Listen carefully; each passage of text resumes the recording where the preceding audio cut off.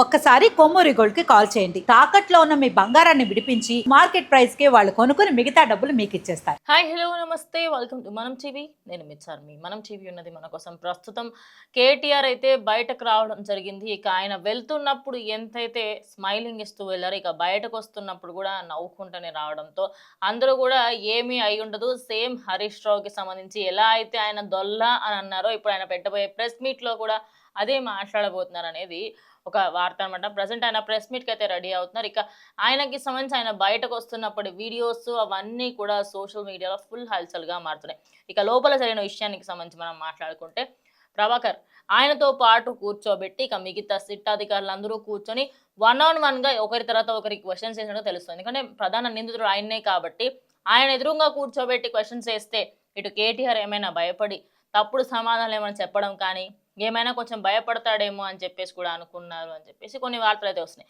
మరి ఇప్పుడు చూసుకుంటే తెలంగాణ రాష్ట్ర సీఎం అయినటువంటి రేవంత్ రెడ్డి అసలు ఇండియాలోనే లేడు, ఆయన దావోస్కి వెళ్ళిండు. ఈ టైంలో ఎందుకు ఈ పంచాయతీలు? అసలు ఇలాంటి సమయంలో పెట్టి, అంటే నేను లేని సమయంలో ఇవన్నీ చేస్తున్నారు, అసలు మాకు సంబంధమే లేదు అన్నట్టుగా చూపించుకోవడానికేనా అన్నట్టుగా కొన్ని వార్తలు కూడా బయటకు వస్తున్నాయి.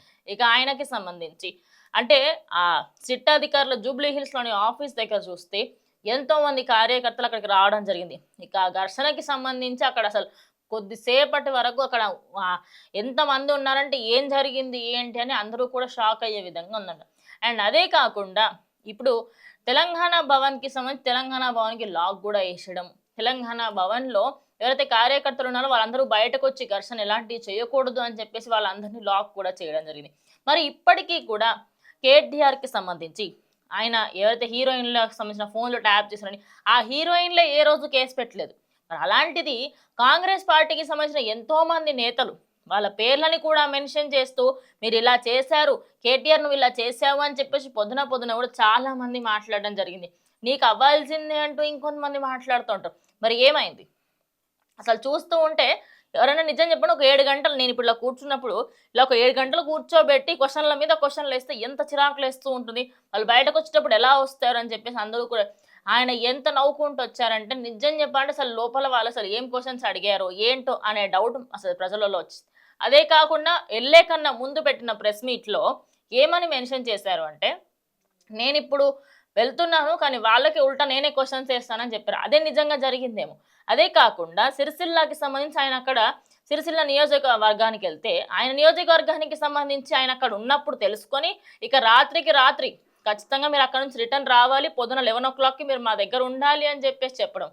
అంటే ఏదో పకడ్బందీగా ప్లాన్ చేసి ఏవో బయటకు వస్తాయి నిజాలని చెప్పేసి కూడా అనుకున్నారు. ఇక నెక్స్ట్ టార్గెట్ ఎవరంటే కేసీఆర్ అంట. కాదు, ఓ రాష్ట్రానికి సంబంధించి తెలంగాణ రాష్ట్రాన్ని తీసుకొచ్చిన ఒక వ్యక్తిని, అదేవిధంగా 10 సంవత్సరాల పాటు తెలంగాణ రాష్ట్రాన్ని ఏలిన కేసీఆర్ని అగాధం తీసుకొచ్చి కూర్చోబెట్టాల్సిన అవసరం ఏంటి? అంటే వెనకాల ఏదో మీరు కక్ష సాధింపులానే ఉంది తప్ప ఇది ఒక సిట్ అధికారులకు సంబంధించి వాళ్ళు కూర్చొని మాట్లాడినట్టు కానీ లేకపోతే ఏది కనిపించట్లేదు. ఏ విధంగా చూసినా కూడా ఇప్పుడైతే కేటీఆర్ పెట్టబోయే ప్రెస్ మీట్ గురించి అందరూ కూడా వెయిట్ చేస్తున్నారు. ఇక ఆయన లోపల జరిగిన క్వశ్చన్స్కి సంబంధించి ప్రభాకర్తో ఎదురుగా కూర్చోవడంతో ఇంకొంతమంది అరెస్ట్ చేస్తామన్నారు. మరి అరెస్ట్కి సంబంధించి ఫర్దర్గా ఇంకేమైనా యాక్షన్ తీసుకుంటారనేది ఇప్పటివరకు అయితే ఎలాంటి క్లారిటీ లేదు. కానీ ఆయన అరెస్ట్ చేస్తే మాత్రం తెలంగాణ వ్యాప్తంగా బంద్ ప్రకటిస్తాము అంటూ కూడా చెప్పారు. ఆయన అరెస్ట్ చేసే పర్సెంటేజ్ 100కి 20% కూడా లేదు. ఎందుకంటే ఆయన పేరే ఇప్పుడు వినిపిస్తుంది. దానికంటే ముందు అందరూ కూడా లేని దానికి సంబంధించి ఆయన పేరును అక్కడ తీసుకురావడము, మీ వల్లనే అయిందని చెప్పడము, ఇవన్నీ కూడా కొనసాగుతాయి. సేమ్ హరీష్ రావు అడిగిన క్వశ్చన్సే అడుగుంటారు, అందులో కొన్ని మార్పులు చేర్పులు చేసి ఉంటారు కూడా తెలుస్తుంది. లెట్స్ సీ ఆయన ప్రెస్ మీట్లో ఏమేమి మాట్లాడతారో ఏంటి. ప్రజెంట్ అయితే ఆయన బయటకు వచ్చిన వీడియోస్, అదేవిధంగా తెలంగాణ భవన్కి వెళ్ళిన తర్వాత ఆయన హక్ చేసుకున్న వీడియోస్, మంత్రులందరూ మాట్లాడిన వీడియోస్, హరీష్ రావు ఇంకా కేటీఆర్ ఇద్దరు కూడా హక్ చేసుకున్న వీడియోస్ అనేవి ఇప్పుడు వైరల్గా మారాయి. నిజంగానే కేటీఆర్ అంటే కేటీఆర్ అని నిరూపించుకున్నారు. సో చూద్దాం ఆయన ఏం మాట్లాడతారు ఏంటనేది.